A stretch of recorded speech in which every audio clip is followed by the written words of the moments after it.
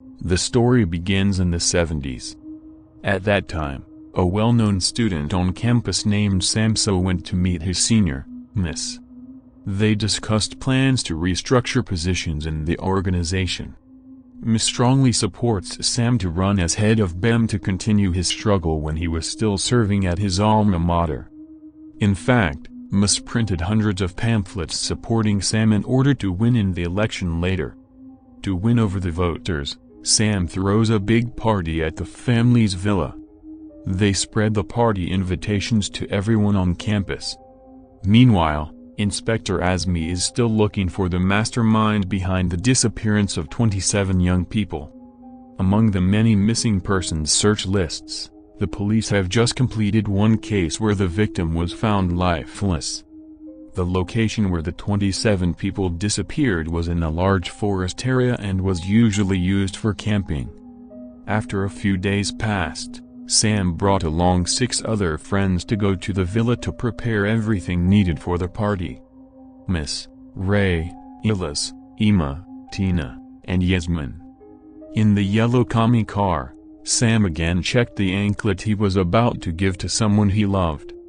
Meanwhile, Tina is still flirting with Yasmin, who has never liked her from the start. They had met with tribal groups from the interior, who were active in the forest area. After traveling for a very long time, they arrived at the Samso family's villa. Tina teased Yasmin again as if she was thirsty for her attention, while Ilyas seems more interested in seducing the beautiful Emma. They rushed into the villa with their suitcases and luggage. Yasmin smelled the flowers in front of the villa which were blooming on a sunny afternoon. He saw a woman standing looking at him from the second-floor room. Yasmin immediately told Tina what she had just seen. But unfortunately the figure of the woman has disappeared. Tina continues to tease Yasmin, hoping that the girl will accept her as a lover. Yasmin seemed uninterested in sharing her love with women and hurried away to choose a room on the second floor. Arriving in front of the mirror, Yasmin looked at the mirror and asked who was the most beautiful among them. Suddenly, behind Yasmin, stood an indigenous woman in the village who was only wearing a shawl as her clothing. Hearing Yasmin's screams, Tina and Emma ran to their friend's room. Emma said that the girl in the traditional dress was named Suri. From the information provided by Sam, Suri's family is the caretaker of the villa and is in charge of cleaning the villa. Suri rushed away as soon as her work was done. Sam called the girl and put on an anklet as a gift for Suri. Tina witnessed the different closeness between Samso and Suri that day.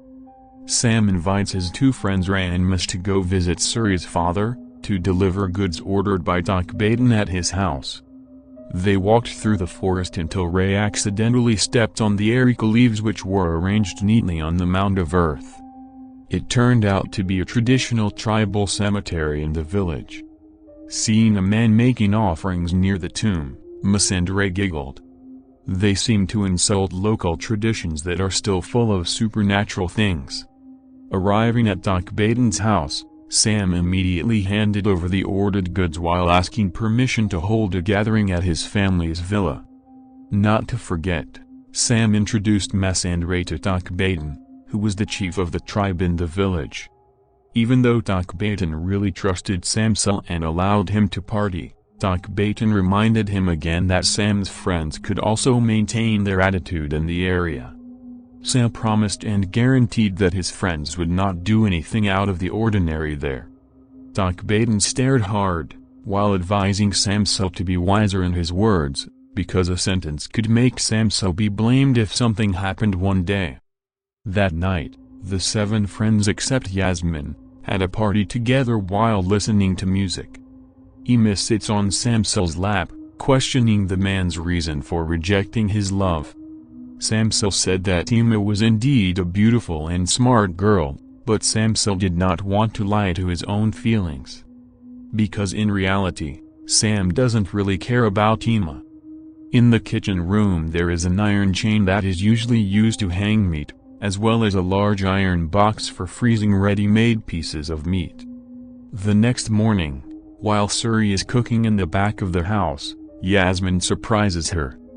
The city girl asked Suri to tidy up her bed later.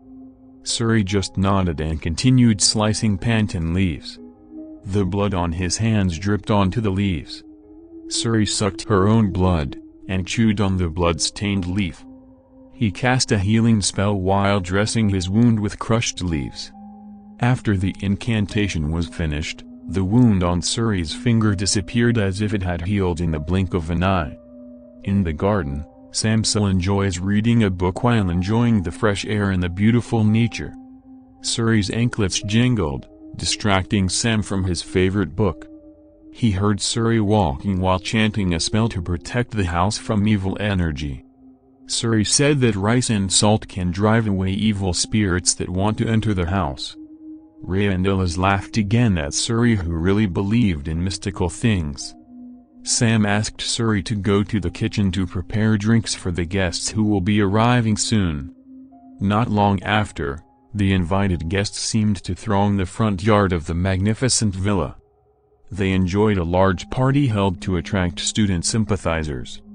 In the middle of the party, Tina approached Yasmin again and seduced her with a gentle touch. Yasmin again refused while walking out of the villa. Suri, who helped get drinks for the guests, was seduced by some drunken students there. Ilaz immediately threw a drink on Suri's tray and warned his friends not to harass Suri. A fight between them almost happened. Samsel came to break up the two friends so that the party he was holding would not end in chaos. Suri ran towards the kitchen but was blocked by Tina. The woman who likes the same sex invites Suri to her room to change her clothes. Tina chose a white dress for the daughter of the villa guard. Even though she was happy with the dress, Suri was frightened by Tina's aggressive behavior. The city girl concocted an alcoholic drink laced with a sedative. As soon as Suri drank it, Suri could not refuse everything that happened to her. Until night fell, Suri woke up from her deep sleep. All party guests have returned to their respective residences. Only Suri and 7 other people who still survive in the villa. Seeing Tina coming out of her room, Samsel asked where Suri was, who had not been seen since this afternoon. Tina just kept her head down, not wanting to answer Samsel's question. Immediately, the ringing of Suri's anklet bells sounded again. Samsel understood the sound very well and ran to find out what was going on. At that time, Suri's feet were covered in blood coming out of her intimate organs. Suri cast her curse while staggering out of the villa. Her eyes were puffy from the constant tears. Suri, who dresses beautifully, is not as beautiful as her grieving heart. The wind and fog began to blow loudly along with Suri's swearing. The tribal girl cursed the 7 young people who had been playing with her and doing whatever they wanted. While Samsel and his friends did not understand what was really going on, Suri fell from the end of the fence into a very steep ravine. Even though Samsel and Ilaz tried to help and hold Suri's hand, the girl chose to end her sad life. Losing virginity for residents in the village of Suri is a fixed price that must be paid with their lives. Takbaden felt a bad feeling from the wind that passed through his body that night. Sam rushed to check Suri's body with his friends. As soon as Suri's body was turned, Ilaz immediately vomited, seeing the gaping wound on the beautiful girl's head. Ray dragged Suri's feet before anyone caught sight of the lifeless body. Samsel shouted loudly, warning Ray to be kind to Suri's body. They carried Suri's body and brought it to the villa. They argue about what really happened. Yasmin asked her friends to admit what they had done. Unfortunately, no one wants to say what really happened to Suri. Even Tina kept her mouth shut tightly, as if she didn't want to be made a suspect. Ilaz passionately said that they had to report it to the police immediately, while Ray suggested that Suri's body be buried in the land behind the villa. Hearing them continue arguing, Samsel remembered Takbaden's words. The chief said that if something happened, then Samsel would be the one to blame the most. Samsel immediately dragged Suri's body and put it into the funnel of the fireplace. That night, the fire in the fireplace was very hot. The girl's body caught fire and made the smoke from the fireplace turn black. In the morning, the 7 young people were already packing to run away. They hurriedly left because they were afraid of Suri's curse. Just a few meters from the villa, the tree in front of the car fell, blocking the main exit. The Kami car, which was fine before, now breaks down and won't start. The young people were forced to return to the villa while looking for another way to leave the haunted place. In the evening, everyone was at the villa and fell asleep because they were tired of walking away from the forest pushing the car that broke down. Right at midnight, the sound of Suri's curse echoed throughout the villa. They woke up at the same time, and dreamed the same thing. At that time Expalined visited the villa late at night to find the whereabouts of his daughter, Suri. Sam rushed to put on his jacket while saying that Suri had returned home earlier. Expalined said that Suri had never been late for home before. He asked for Samsel's help to help find his daughter's whereabouts. That same night, Expalined walked to the police station in the city center. He made a report on the loss of a child, on behalf of 16-year-old Suri. At the same time, Emma was still fast asleep in her room. The girl started thrashing around as if she had a really bad dream. Emma felt oppressed and could only open her eyes without being able to move her other limbs. Suddenly, Suri's ghost appeared right above Emma's stomach and noticed the pretty face of the city girl. Emma was unable to scream while Suri played with Emma's body by jumping up and down right on top of the girl's stomach. Emma was in so much pain that she vomited blood from her mouth while her stomach was being trampled so hard. The curtains of the bedroom window flew up, snaring Emma's neck until she was out of breath. After a few hours passed, Emma's body was already in the bed because Suri's ghost kept on trampling her stomach. Emma's legs were bent over her head while her stomach was at the bottom of the bed. The next morning, Inspector Azmi visits Samsel's villa to start tracing Suri's whereabouts. Sam, as the owner of the villa, met his police guest and asked him to sit on the terrace of the house where bottles of drinks and party tables were still scattered there. Inspector Azmi immediately asked Samsel about Suri's whereabouts. Ms came out of the villa saying that Suri had come to the villa yesterday but had gone back to her house. They said that Suri might join one of their friends to go to the city because she was tired of living in the forest all her life. Before leaving, the inspector asked how many people were still living in the villa. Alice said that there were actually 7 of them, but Emma was still sleeping in her room. Alice turned to ask the policeman how to get to the villa while the main road was blocked by a large tree. The cop just smirked and walked away from them. He asked everyone to stay in the villa until the investigation was over. After Inspector Azmi left, Sam asked Tina to wake up Emma because they were going to discuss something important. Tina entered her friend's room and found a pair of legs sticking out in the cupboard. In fact, Emma's body, which had been bent to death, was frozen in her own wardrobe with her neck tied to a curtain. Tina looked down weakly at the terrible sight. He screamed loudly, calling his friends to see what happened to Emma. Neither of them could calm down in that terrifying situation. They all felt threatened that they would die because of Suri's curse. Alice ran fast, leaving the villa to escape from that accursed place. Arriving at the fence out of the forest, Alice bounced away until he vomited blood.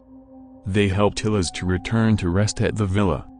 After everything calmed down, Ray was assisted by Ms in evacuating Emma's body from the cupboard and putting it in an iron box where the meat was stored.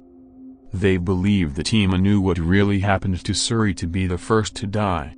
They argue again about the shocking incident that happened to Emma. Alice said that Suri had turned into a ghost to avenge him. Remembering the curse spell that Suri cast before dying made the debate between them even more chaotic. Samsel hit the head of Villas, who kept chattering with fear. Illes left them and went up to the second floor and sat in a chair in front of his room. Yasmin felt sorry to see Illes was scared and went after him. Illes wanted to tell a secret between himself and Ima the night before the girl died. However, Illes discouraged from telling Yasmin for fear that his secret would be revealed. Illes went to sleep for a while in his room. Yasmin warns Illes to stay awake if he doesn't want to die like Ima. Yasmin emphasized that Suri's spirit always came to them in dreams, when they were all asleep in the subconscious.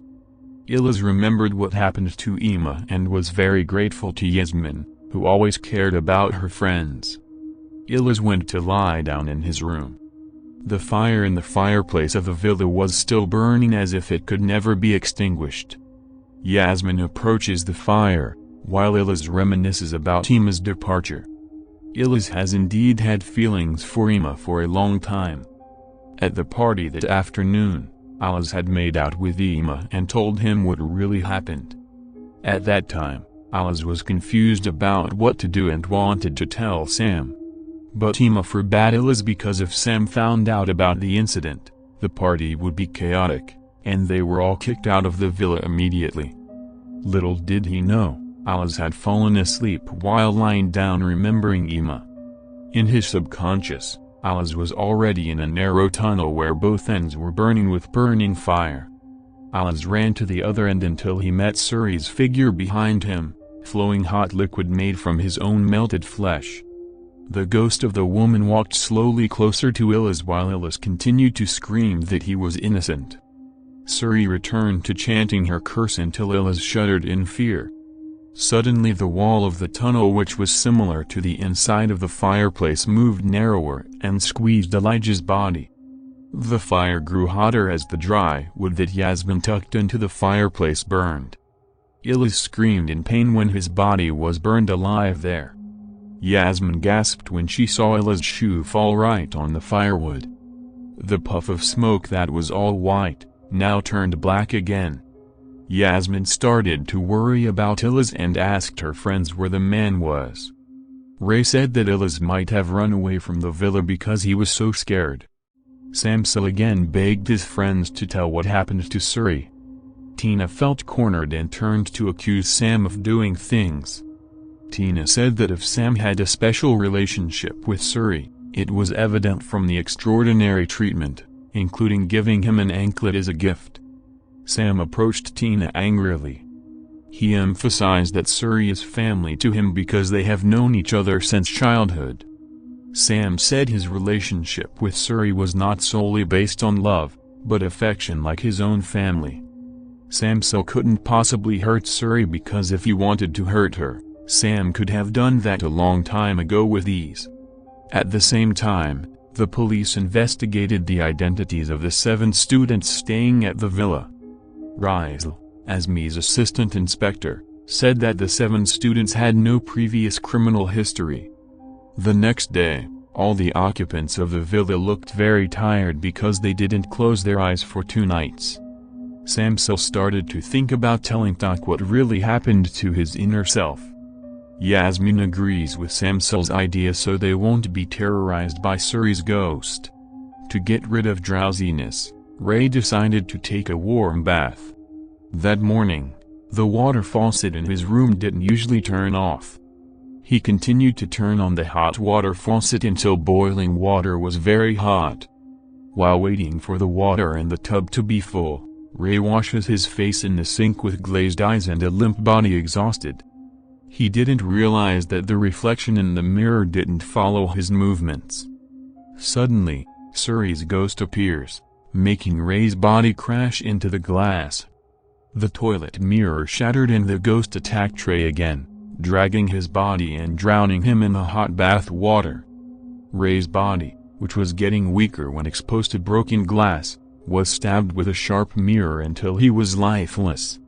After a few hours, Sam went into his friend's room because he had not been seen out of the room all day. Miss said Ray had gone somewhere. They checked into the bathroom and found nothing strange there. Ray seemed to have overslept as he lay in bed and had a dream of himself going to the bathroom. Strangely, Ray's body did not know where the ghost had hidden it. Meanwhile, Samsel and his friends believe that Eliz and Ray have run away from the villa and continue their lives in the city. In the afternoon, Inspector Azmi returned to Takbaden's house to provide a report regarding the progress of Suri's search. Takbaden said that he had a strong feeling about his son. Suri is an obedient girl who can't possibly disobey, let alone run away to the city. Takbaden is suspicious of the young residents of the villa because their behavior is quite suspicious. As Inspector Azmi walked away, Takbaden shouted that if something happened then no one would be able to stop it. On that foggy evening, Ghost Suri was seen standing at the villa's fence while casting her spell. Samsel, who had almost fallen asleep, immediately woke up when he saw the appearance of Suri's ghost crawling towards him. The next morning, Inspector Azmi returned to the villa belonging to the Samsel family. He asked when the party was held and what time Suri came home. Samsel answered 4 o'clock while Miss said 5 o'clock. Miss immediately corrected his answer and said that Samsel knew exactly when Suri would return. The police asked where Ima and 2 other people were. Samsel explained that there were only 4 people in the villa because Ima had left with Ray and Eliz. Azmi again suggested that they all not leave the villa until the investigation was over. In the afternoon, Tina just finished with Miss and put on her clothes again. He cried because the police were involved in Suri's case. Apart from being depressed because of Suri's curse, they are also under pressure from the local police. While crying, Tina suggested that Miss explain the truth to Samsel. Miss said that he got a scholarship to continue his studies. He will not destroy his own future just because of the Suri case. In the evening, Ghost Suri reappears and surprises Tina. The bedroom window was open so wide that the wind fluttered the curtains. The wardrobe door began to open slowly until the ghost of Suri crawled closer to Tina, who was helpless on the bed. Yasmin, who had just finished taking a shower, was surprised to see Tina's body convulsing and immediately woke the girl up. Yasmin is terrified to realize Tina is possessed by a demon. He shouted for Sam and Miss, who immediately came over to Tina. They held Tina's hands but the girl flew high and her body hit the wall. Tina's face was festering with burns that scorched her skin. Suri's voice was heard speaking from inside Tina's body. He said he wanted to take revenge on the 7 of them who were the cause of his death. Samsel was confused as to why he was being terrorized when he never started anything bad. Suri said that they all knew, especially Miss. Instantly, Tina's body flew through the 2nd floor window and was blown away into the stone courtyard. Until finally, Tina too, died. Samsel was very emotional and beaten so he would open his mouth. After his body was battered and beaten by Samsel, Miss told him that he saw Suri being taken to the room by Tina. Tina mixes Suri's drink with an anesthetic to have fun with her. As Suri started feeling the effects of the anesthetic, Tina walked into the bathroom while Miss suddenly burst into her room. Miss locks Tina's bathroom from outside the door. Tina screamed loudly so Miss wouldn't act recklessly on Suri. Unfortunately, the man actually tied Suri's hands to the bed and fucked her. Not only Miss, Ray and Eliz also took turns enjoying the village girl. This barbaric act of rape put them all in danger. Miss even threatened Tina not to speak up.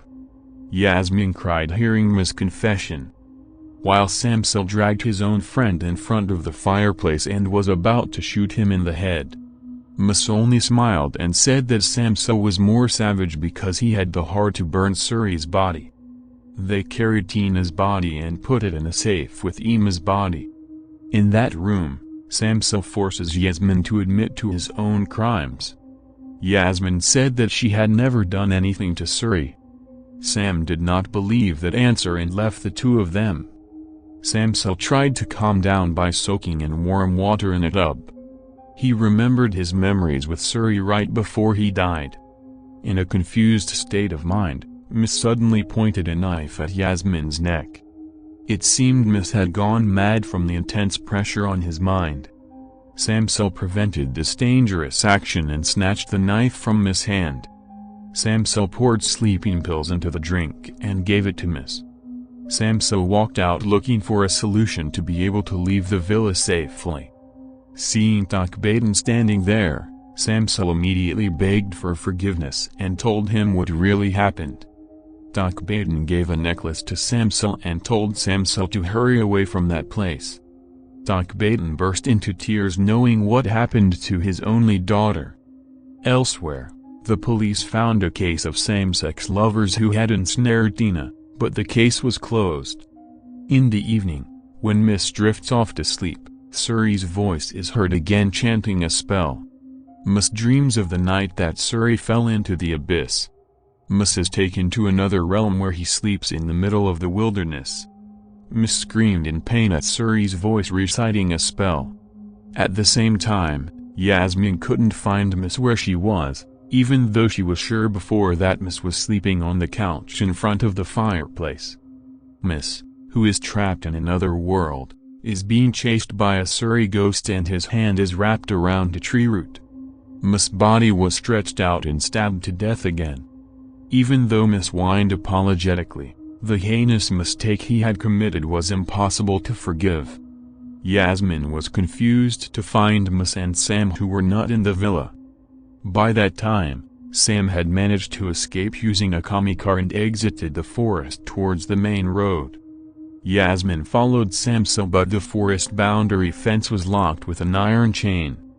On the way, Sam saw Suri's figure standing right in front of his car. Sam got out of the car and followed where Suri was going. Several indigenous people in the village caught Samsel talking there alone. Meanwhile, Yasmin felt increasingly sleepy. He hid in the wardrobe trying hard to stay awake. Suri's ghostly figure crawls up the second floor to Yasmin's room. The wardrobe door was wide open and it turned out to be Inspector Azmi. The man tried to save Yasmin from the ruins of the villa that was hit by a strong storm. They struggled to get out of the villa. Starting from the collapsed walls and roof, to the large dining table blocking the way. All the glass on the doors and windows shattered and hit both of them. After fighting fear, Azmi manages to get Yasmin out of the villa. He dragged Yasmin to the exit of the forest and led her to climb over the fence. Oddly enough, Yasmin seemed reluctant to leave that cursed place. Takbaden was seen standing behind the trees right behind Yasmin's body. The girl said that everything that happened was her fault. During the party, Yasmin was very fed up with Tina's attitude, which kept teasing her. Yasmin indirectly challenges Tina to win Suri's heart if Tina really wants to be with him. From those words, Tina was desperate to drug Suri just to prove her feelings for Yasmin. Azmi again persuades Yasmin to jump the fence and forget everything that has happened. Even though at first she kept refusing, Yasmin finally climbed onto the fence and got down safely. The relief was evident from the expressions on both of their faces. Unfortunately, the fence bolt that was attached started to twist until it came loose on its own. The spiked fence flew up as if to attack Yasmin. Apparently, Yasmin's body was nailed to the ground by a palisade that was overturned and stuck in Yasmin's stomach until it penetrated the ground. Azmi drooped weakly at the horror that befell the young people. After a few days, it was discovered that Samsel was in a mental hospital. The mental patient kept screaming apologies to the Suri. By the time the doctor came to visit, Samsel's room was pitch black. A nurse said that Samsel was found by a native of the interior talking alone in the middle of the road. Instantly, Samsel's body was covered in blood and limply in the prison. He saw Suri right above his head staring hatefully. Suri cried seeing Samsel suffer. He called the man's name softly until the last strike killed him. A few days later, Inspector Azmi returned to visit Takbaden's house. Because the man was not at his house, Azmi went inside to check on the situation. It turned out that the house was full of things belonging to missing people. Even Samso's suitcases, bracelets and necklaces were neatly displayed in Doc Baden's house. Esme remembers the case of the disappearance of 27 people, which is still a mystery. Seeing these things, he began to suspect Doc Baden. Not long after, Doc Baden appeared carrying a machete tied to Suri's anklet at the base. It was later revealed that Doc Baden was also involved in past missing person cases in the area. And the film ends.